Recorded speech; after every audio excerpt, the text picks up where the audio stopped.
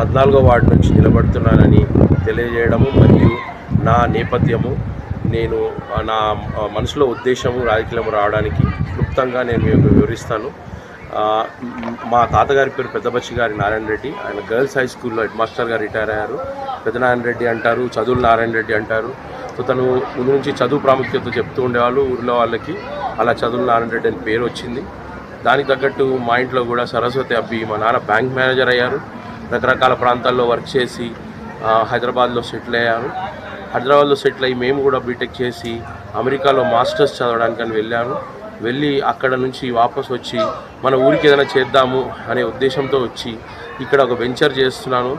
అలానే మన ఊర్లో ఉన్న ఎంతోమంది బీదరికంలో ఉన్న వారికి ఏదైనా సహాయం చేయాలని అనుకొని మా గిద్దర్ జనవాడ, పాతర్ జనవాడ మరియు ఇంకా ఇక్కడ ఊర్లో కూడా బస్ స్టాండ్ అని, ఈ పెద్దమ్మ ఎల్లమ్మ గుడికి మొరం పనులు కానీ, ఇలా 3 చలివేంద్రాలు, ఇంకా ఇలా ఎన్నో 40 సీసీ కెమెరాలు, ఇట్లా ఎన్నో మేము ఊర్లో చేశాము. మన మధ్యాహ్న భోజన పథకం కింద గర్ల్స్ హై స్కూల్లో షెడ్ వేయించాము 1.5 లక్షలు పెట్టి. ఇంకా బాయ్స్ హై స్కూల్లో కూడా వేయించేది ఉంది 2.5 లక్షలు పెట్టి. సో ఇలాంటివన్నీ మేము చేయడము దేనివల్ల అంటే, ఇవన్నీ మా అమ్మ పేరు మీద కౌశల్యాదేవి ఫౌండేషన్ అనే స్వచ్ఛంద సంస్థ ద్వారా చేస్తున్నాము. ఇవన్నీ చేయించడం ద్వారా నా సందేశం ఏమిటంటే, ఈ ఊరిలో పుట్టి పెరిగి మా తాతగారు కానీ మా ఈ రైతు నేపథ్యం మాది, ఈ ఊరు సంబంధించిన వాళ్ళమే కాబట్టి ఎక్కడ ఎంత మంచి స్థాయిలో ఉన్నా పలానా ఊరు వాళ్ళు అంటారు కాబట్టి మన ఊరు రుణం తీర్చుకుందామని నేను ఇక్కడికి వచ్చి ఎంతో చేస్తున్నాను. కానీ ఎంత చేసినా మనం రాజకీయంలో ఉంటే మన వ్యవస్థ నుంచి ఎన్నో మార్పులు తీసుకురావచ్చు అనే ఉద్దేశంతో నేను రాజకీయాల్లోకి అడుగుపెట్టాను. ఇక్కడ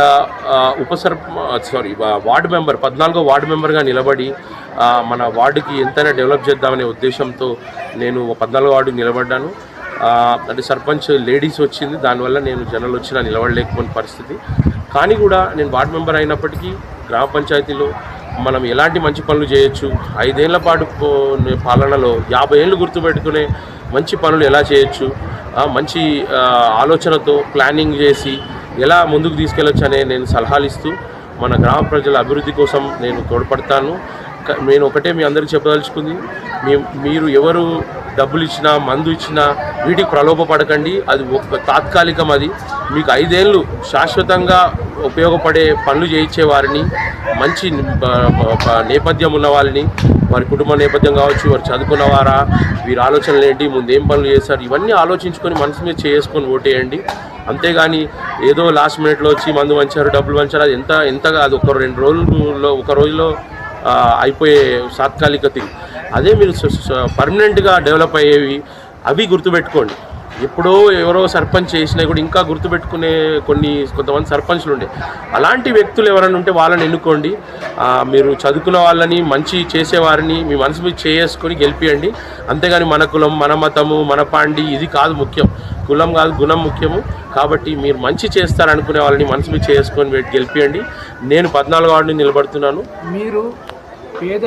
నేను మా వార్డులో మొత్తం తిరిగానండి. ప్రతి ఇంటికి చాలా మట్టుకు వాళ్ళు చెప్తున్న ప్రాబ్లమ్స్ ఏంటంటే, మోరుల ప్రాబ్లం కానీ, దానివల్ల దోమలు, రకరకాల జబ్బులు, మళ్ళీ నీళ్ళ ప్రాబ్లము అయితే మంచినీరు కానీ ఆ బోర్లు వేసి కొంచెం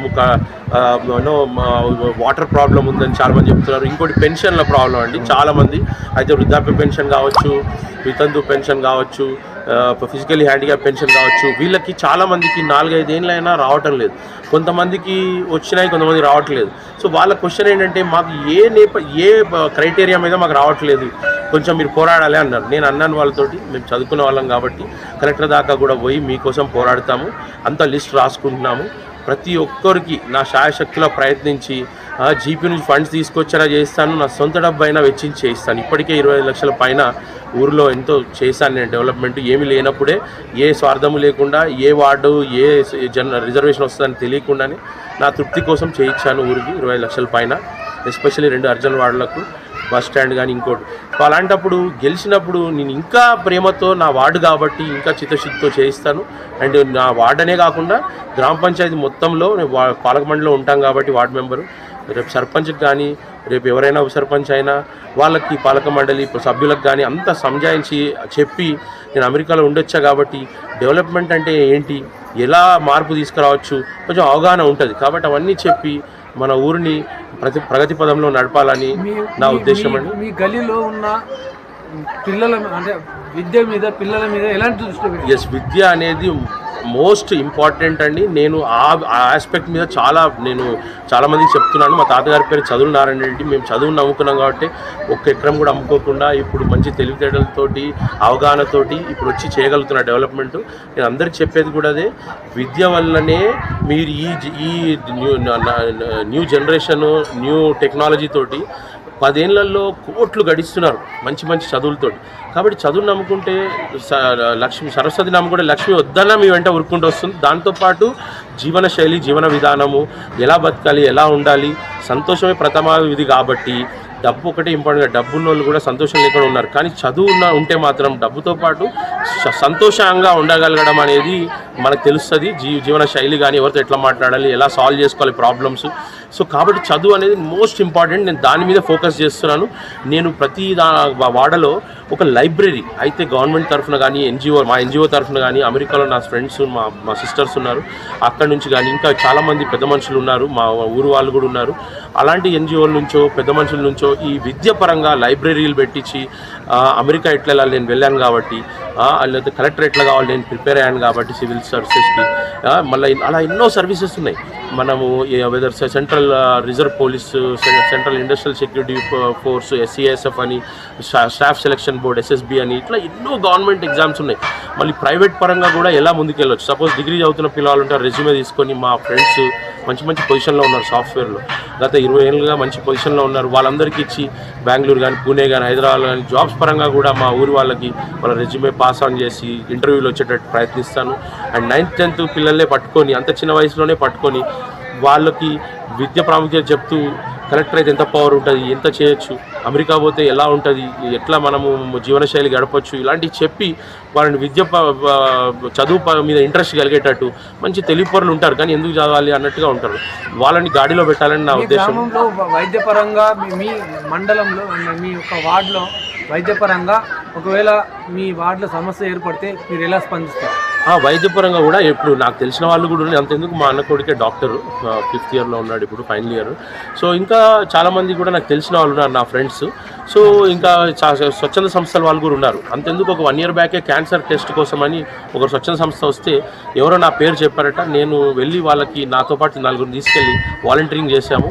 అలా మేము స్వచ్ఛంద సంస్థలు కూడా అప్రోచ్ అయ్యి, అది కంటి సమస్యనా, ఇంకేం సమస్య, పంటి సమస్యనా, ఎలాంటి సమస్య, అలాంటివి కొన్ని క్యాంప్స్ పెడతాం, హెల్త్ క్యాంప్స్ పెట్టి. అట్లా కూడా మేము హెల్ప్ చేయడానికి రెడీ ఉన్నామండి స్వచ్ఛందంగా. సో ఇలాంటివన్నీ చదువుకున్న వాళ్ళతోటి ఎంతైనా సాధ్యమవుతుంది. వాళ్ళకి మంచి నెట్వర్క్ ఉంటుంది, మంచి ఫ్రెండ్స్ ఉంటారు. సో అట్లా వాళ్ళకి స్వచ్ఛంద సంస్థ తరఫున కూడా ఎన్నో చేయొచ్చు. సిటీలో ఉన్న వాళ్ళు చాలామందికి కూడా ఊరిలో ఉన్న వాళ్ళకి లేని వాళ్ళకి చేయాలని ఉంటుంది, కానీ వాళ్ళకి ఏ ఛానల్ ఉండదు. సో నా ద్వారా వీళ్ళందరూ చేయడానికి ఆస్కారం ఉంటుంది. ఎందుకంటే నేను ఎంతో చేస్తున్నా కాబట్టి నా మీద నమ్మి అది పైసలు పంపించడం అయినా, లేకపోతే ఇంకోటైనా. మన బిక్నూర్ స్కూల్ ఉంది, ఆ బిక్నూర్ స్కూల్లో గత 60 ఏళ్ళు మా నాన్న 60 ఏళ్ళ క్రితం పాస్ అవుట్ అయ్యాను 10th, 60-61 ఏళ్ళు. అప్పటి నుంచి ఎవరెవరైతే చదివారో వాళ్ళందరినీ ఒక గ్రూప్ తయారు చేసి